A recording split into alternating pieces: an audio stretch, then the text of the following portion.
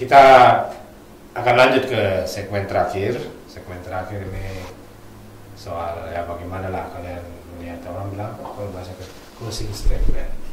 Ya, closing statement apa? Pernyataan akhir. Pernyataan tutup itu biasanya di end. Di end. Oke.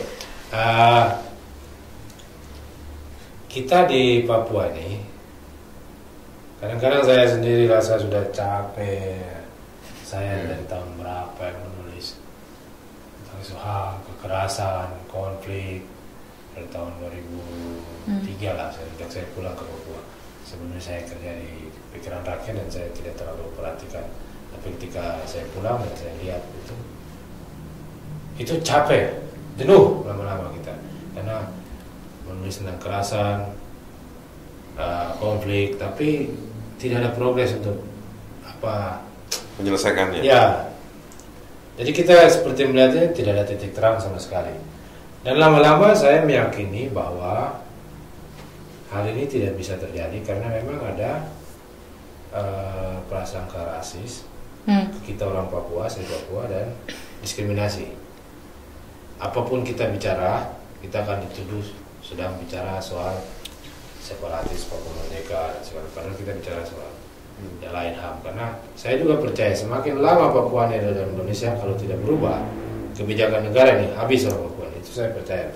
Ya, jadi kalau mau orang Papua tetap ada dalam Indonesia, ya memang negaranya harus mengubah kebijakannya, pendekatannya ke Papua. Kalau tidak, ya memang kita habis. Tapi saya ingin tahu, saya ingin lihat, dengar pendapat dari Anda berdua, dari Pak Tia dan Haris. Itu kira-kira kenapa ya sampai penyebab kekerasan ini tidak bisa berhenti di Papua ini? Karena nggak ada yang mau bongkar siapa seperti apa. Jadi gini, kalau di dalam ilmu transitional justice itu ya, keadilan dalam masa transisi, ada satu pendekatan namanya criminal regime and regime kriminal gitu. Jadi ada rejim yang menciptakan kejahatan, ada kejahatan yang sebenarnya itu nggak bisa dilakukan oleh orang jalanan. Jadi dia harus dilakukan dengan sistem negara dan cukup negara. Kita harus bongkar itu. Nah, jadi nggak bisa hanya merespon dan menanggulangi kekerasan demi kekerasan hari demi hari, pindah satu nama keluarga mana, pindah ke keluarga mana, nggak bisa. Tapi kita harus bongkar, menemukan polanya, dan kita semua udah punya data yang Jubi tulis, data yang banyak kelompok tulis itu semua bisa menciptakan untuk melihat, bisa digunakan untuk melihat polanya seperti apa.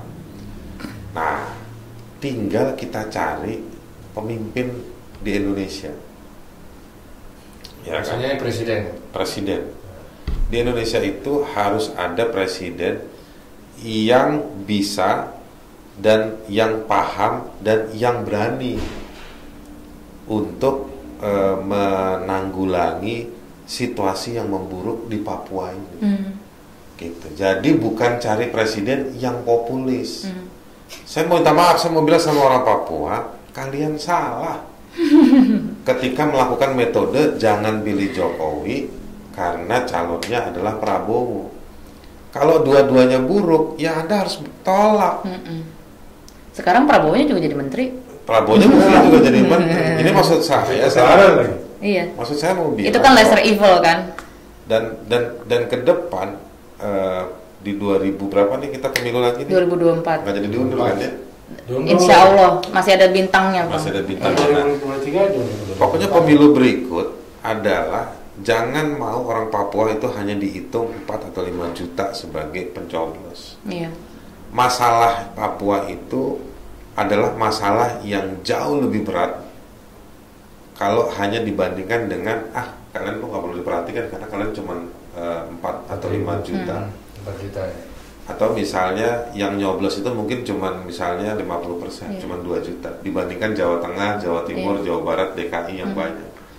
Nah, masalah Papua ini harus dibawa. Orang Papua itu harus marah dengan kejahatan yang dilematkan kepada diri mereka. pada kekerasan yang dilamatkan sama mereka. Nah, kita harus bongkar itu. Okay. Nah, jadi harus ketemu orang yang mau orang yang mau jadi presiden itu yang mau. Tapi bukan cuma ngomong doang. Apalagi mereka juga toh sekarang ini lagi tren cari pemimpin yang bukan dari partai, nggak cukup. Bisa. Tapi cari pemimpin presiden yang tidak berurusan dengan oligarki. Susah tuh. Ya harus didorong. Iya, maksudnya susah gitu, tapi harus didorong. Karena oligarki itu menggunakan perkelindahan ya, kekuasaan dan uang. Dan lahan di mana, Pak? Di Sumatera orang yang punya izin tambang sama izin sawit udah berantem karena tanahnya sama. Di Kalimantan juga begitu. Sulawesi begitu, habis. Yang kosong di mana? Ya di sinilah. Di Papua. Jadi semua mata itu dan semua hidung ngendusnya sekarang ke Papua. Itu jelas tuh. Gitu. Jadi menurut saya itu solusinya.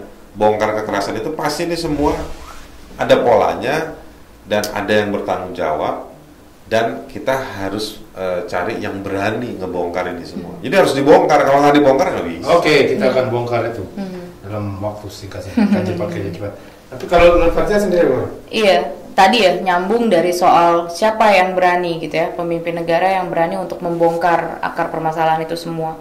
Satu tadi soal siapa sih sebenarnya yang melakukan kejahatan itu gitu. Apakah seorang presiden punya kemauan politik untuk membongkar semua itu juga kan, termasuk soal pelanggaran HAM berat dan lain sebagainya.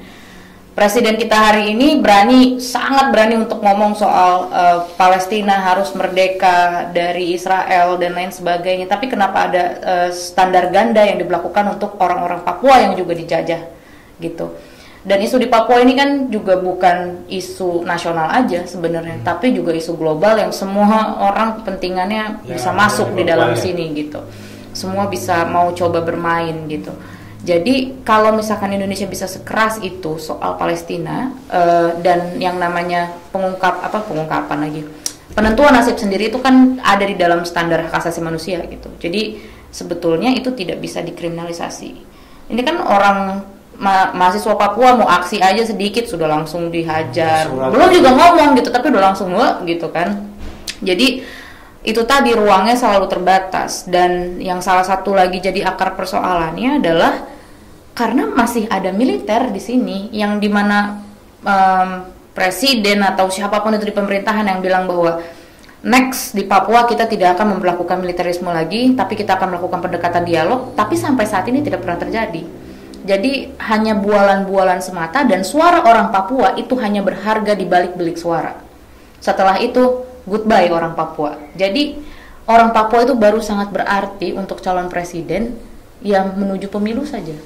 Jadi saya jadi ingat dengan dialog pemerintah pernah bilang begitu. Yang tadi saya bilang saya wawancara Jokowi waktu 2015, ini salah satunya soal dialog. Saya tanya apakah akan ada dialog, pendekatan dialog. Saya tiap datang saya melakukan dialog dengan tokoh agama, dengan tokoh pemerintah. Jadi pas ketemu ngobrol tuh dianggap dialog. Itu ngobrol dialog. Ini juga kita dialog, ya kan? Itu memang susah. Jadi saya lihat ya memang nggak nyampe sih. Masih ya. Jadi pertanyaannya apakah dia sebetulnya mengerti dengan situasi ini atau memang dia jahat gitu? Apakah dia berlindung di balik itu? Apakah dia ngerti di presiden? Jadi saya lihat ya memang dia sepertinya entah ya sekarang ya. Pertama saya lihat dia sangat antusias. Waktu saya wawancara dia untuk perubahan di Papua ini sangat antusias. Tapi kemudian kesini saya justru lihat dia sudah tidak seantusias. Ya karena dia bergumul dengan orang-orang yang sejak awal dia jadi presiden periode pertama. Kedua ini memang sudah beda. Bukan beda sih, degrading aja, makin menurun aja gitu performanya. Dan karena dia semakin banyak berkroni dengan orang-orang jahat yang sebenarnya di reformasi itu kan cabut Soeharto dan juga kroni-kroninya. Nah sekarang kroni-kroninya diambil semua gitu. Anda sendiri yang mengatakannya. Oke, terima kasih Haris dan Fatia. Kita sudah di penghujung Tok So. Semoga kita bisa ketemu lagi di lain waktu dan kita berbincang-bincang seperti dengan isu yang lain. Jangan semasi lagi, isinya. Kalau ke sini kan masa kita bahas masih lagi. Pasti Oh, kita akan bahas pola-pola pelanggaran HAM. Oke, sip. Wis. Oke. Terima kasih. Thank Sekali you. lagi.